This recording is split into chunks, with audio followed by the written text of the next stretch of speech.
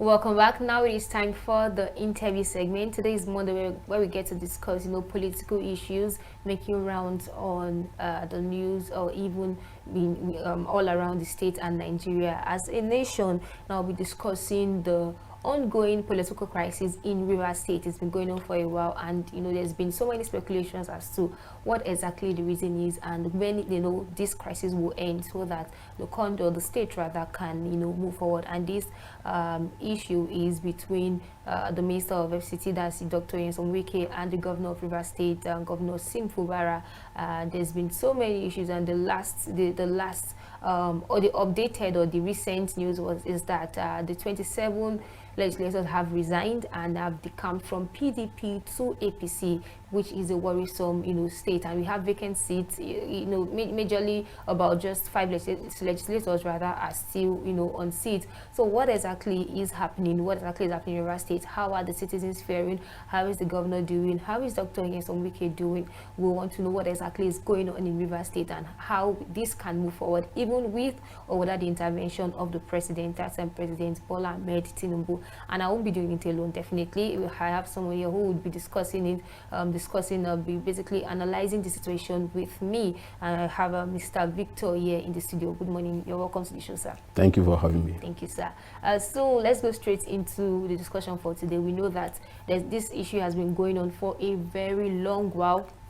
This was majorly right from the time where the governor, when Governor Sim Fubara was appointed as governor. So the issue has started from that point, and we all know that the predecessor, that Dr. Nyesom Wike, was, they literally called themselves father and son. Yes. And all of a sudden father and son has become, I don't know, two elephant fighting, and the citizens are majorly going all about having to suffer for whatever issues is going on. So what do you think of all of this, first of all? I think it was the former governor of Lagos State, Mr. Raji Fashola, who made that profound statement when he was confronted with the same issue. It was at the National Assembly in 2015 for screening, and they drew his attention to the not relationship that he had with his godfather, who is now our president. And he said that, may our loyalty never be tested. You see, when you want to get something, chances are that you are open to all the terms given to you. Even the one that maybe later you discover that it will be very difficult at a very huge cost. That is what we are witnessing now. When Mr. Similai Fubara and his godfather, estranged godfather now, Nyesom Wike, when they were at it, you see them going together, working together. In fact, at a point, a lot of people are beginning to think that, look, this is kind of a godfather, godson made in heaven, that nothing will come between them. In fact, after the inauguration, May 29, 2023, Mr. Wike was still at the State House. I think it was 2 days after that he left for his hometown. So one begins to wonder that now that so soon, after about just 5 months, and the bubble is, the whole thing is out. And I think the most unfortunate thing is that what we are seeing is not, the people are not at the center of this whole crisis. It's not about the people. It's not about taking care of the welfare of the people. It's about selfish interest. And that is why you are seeing what we are witnessing. Okay, now, you talked about selfish interest. Is it from the part of, the former governor of Rivers State, or the part of the now governor? Because, from this whole crisis that is going on in the state, they were both godfather and godson. There was having a communication or agreement between them. And now maybe either of them is not meeting up to the demands, or the agreement that has been carried out. So who exactly is the selfish one in this case? It's very difficult to, I think both of them, if you look at it critically, you discover that both of them have not been too, they've not been too concerned about the welfare of the people, or about the well-being. Because if you look at what is going on, some lawmakers, 27 of them, moving to APC, some commissioners resigning, leaving and opting to join APC, then you discover that it is more than what we are. What the eyes can meet. Yes, what we are seeing. I think we, just like the former governor of Rivers State, Mr. Rufus Adajorge, said that all the stakeholders in Rivers State should come together and prevail on the two men to at least to sheath their sword and work together, because what is between them is more than what I think they are. What we are witnessing now is more or less like a hide and seek game. But we are here to the truth is here to come out. Now, someone has come out to say this in an interview, or a lawyer. He says that's because by the name Chitam Sierunwala. He says he claimed that Wike had demanded about 25% of all allocations to Rivers State be given to him, and even went further to allege, this is an alleged information, we don't know how true that is, but then he claimed that Dr. Wike has also demanded for 2 billion naira from the 5 billion recently disbursed by the federal government to the states as part of the palliatives to cushion the effect of the fuel subsidy removal. And these are the things that are coming out. Do you think that these are enough reasons for issues like this to come up, for the crisis to linger for so long? 2 billion naira out of 5 billion, 2 billion, that at least in the case of Dr. Wike, yes, it's not a large amount of money that should cause so much issues between both parties, and even 25% of the allocations. I don't think it should be a case large enough to cause something that's a big rift like this. I think the cause of the rift between the two men is very deep. It's not what some of the analysts or people are saying, because I listened to the FCT minister after the first round of the crisis, and he said that he will not allow anybody to toy with his own structure. That when he was busy working to support Fubara for governor, that those who were against them then, that Fubara is meeting with them. You see, what is going on is deep. I don't think it's about money. Yes, we may talk about monetary something, but really, I think this is about self-preservation, Mr. Wike. Though at the FCT, we still believe that if you don't have the grassroots, if you don't have the support of your people, you have nothing to negotiate. He was able to get that ministerial appointment because of what he did in Rivers State. So by 2027, obviously, if he has no structure anymore to lean on, he understands that it's very difficult for him to get a good bargain. So that is why he's fighting tooth and nail, and he said that he will not allow anybody to take over his structure. So I think it's very deep. I think the governor needs to come out and tell us what exactly is happening. Yeah, I think I agree with you. I really think that there should be someone who would definitely come out to spill all information as regards what's going on, what is happening. Now let's talk about godson, godfatherism in the political sector. We know that in Nigeria, the Nigeria politics is majorly fueled by this godfatherism of a thing.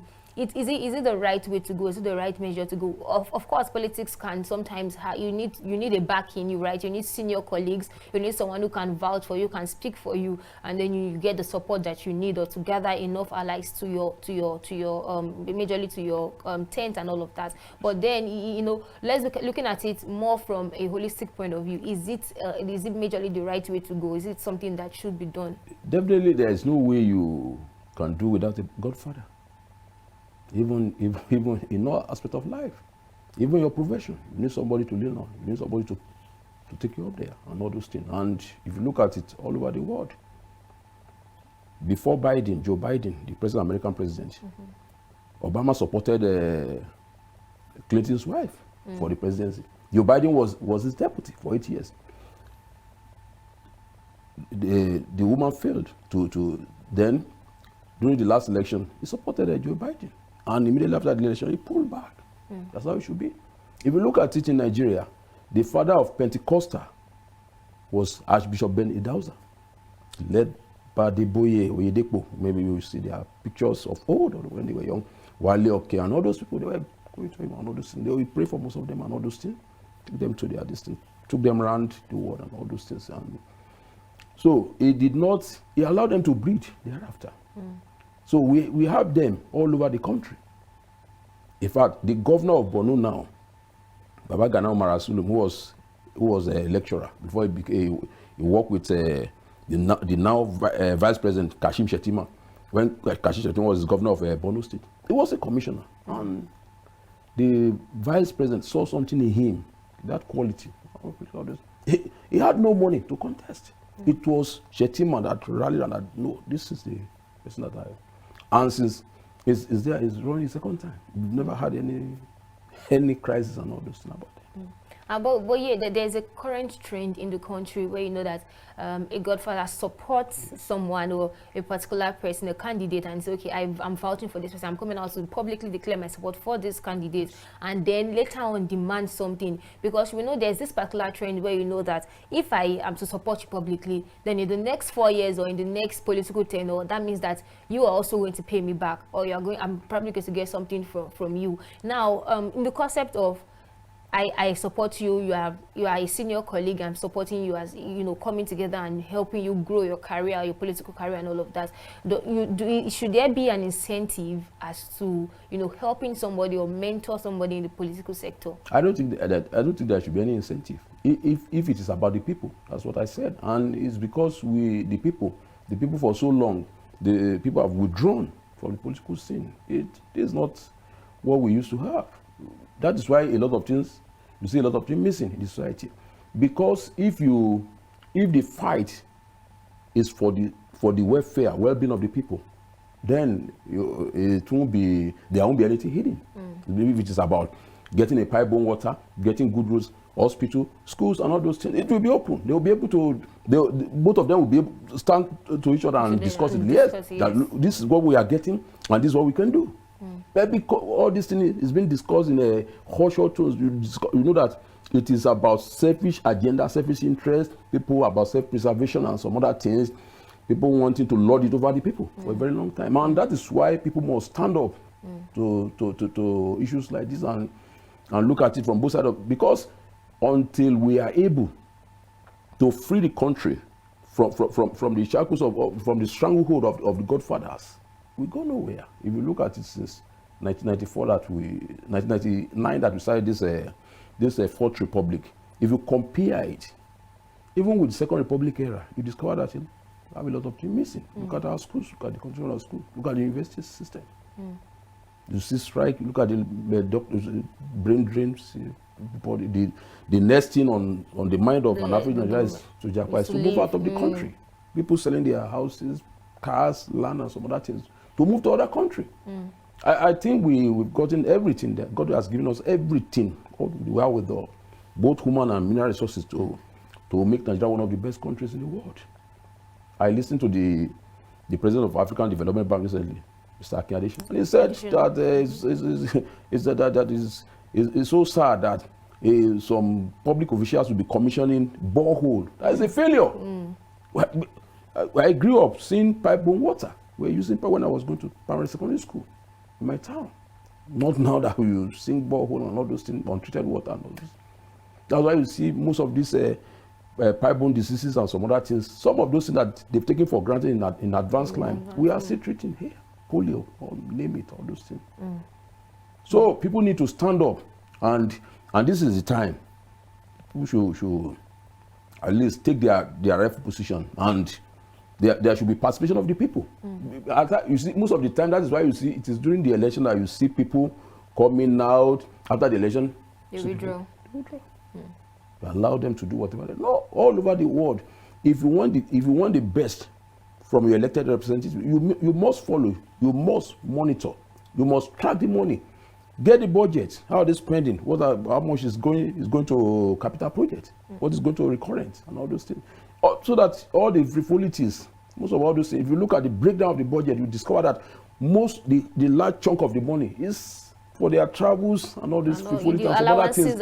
Yes, feeding and some other things that are not that cannot even help the country or the state to grow. You know, you mentioned the people coming out to talk and majorly make points as to when they see loopholes in whatever it is, the budget or, you know, the state of the country. Yes. Now, many people are coming out to talk. But the same way people are coming out to talk is the same way people are tired of talking, because it's one thing for you to say something and then another thing for, you know, the president or anybody accountable to the people to act on it. The most recent issue that happened where they had to travel for the COP28, and then we saw a list of names that, you know, were not even in the public space, literally putting so much amount of money budgeted to them for their travels and all of those things. People demanded for answers, rather. People demanded for answers. None was given.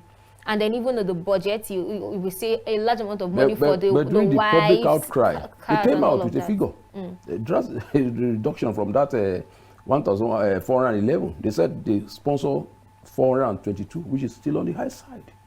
They came out. Look, it's because we've allowed them for too long, and there's this gap that we believe that, look, it's like our relationship is like a master-servant relationship. No, they are leaders. Those who lead you, they are supposed to be servant leaders. They are holding your mandate. The highest office in the land is the office of the citizen. That's it. The earlier we know this, the better for us. Because we must begin to check.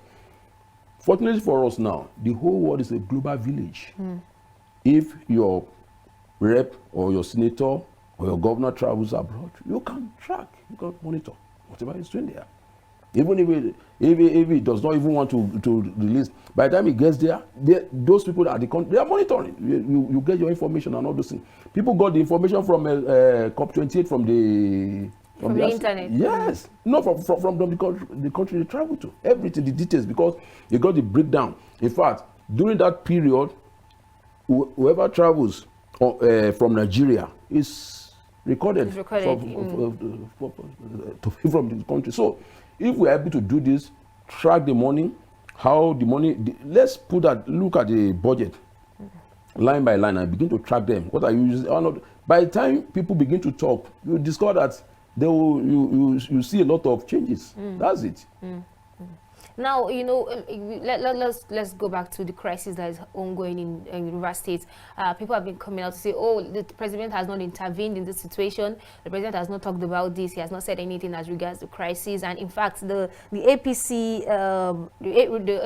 group in River State has come out to say, oh, Tinubu's move to reconcile Wike and Fubara has failed. Now, this is even before, you know, everything that has been done. Now, this is like a very direct statement, and a short statement saying that, oh, the president has failed in trying to bring them together. And we all know that, you know, the crisis also in rocking Ondo State. The president tried to intervene for a long time. He, you know, spoke, and then nothing changed. He spoke again, nothing changed, up until recently, where the governor Akeredolu had to hand over, you know, power to the deputy, and they're going on his medical leave. Now, do we need the presidential or the presidency to intervene every single time there's a crisis in different states? Isn't that showing that, you know, maybe the state or even the legislature in that state rather is weak? Definitely, I agree with you. If you look at it, what we are practicing in Nigeria, we are not practicing true federalism. Where you practice true federalism, the states, they are not an appendage of the federal government. They have their own budget, they have their own legislature, they have their own executive and judiciary. So they have all the structures to tackle whatever they want to do within the state. And in fact, it's an anomaly for a president wading into the crisis of the state. Because look at the setting in America. Look at the states.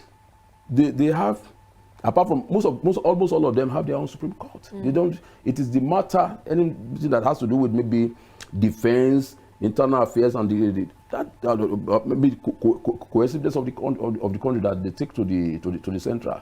Because by the time you want the president to intervene in Ondo, he moves to Rivers. What's the next state? What time will he have to, at least for state matters? Yes, exactly. It is because of the failure of the system. What we are practicing here is unitary system in another form. It's not federalism. Federalism means that if every state, you have your budget, you present before your legislature, you defend it, you come out with the program that you have for your people, not for Mr. President to be inviting people from that are supposed to work in their state for their people. I don't think. In fact, if you recall, the Ondo crisis was resolved because of the move by some people there. Because some people have threatened that they will go and begin a sit-out. In fact, some of the leaders there have written to Mr. President. Their letter to Mr. President is not an invitation for him to come and resolve it. What they are saying is that, look, this crisis, because in Ondo, unlike River State, the party there is Mr. President, a political party, the APC. So they say, look, we are tired of what is going on here.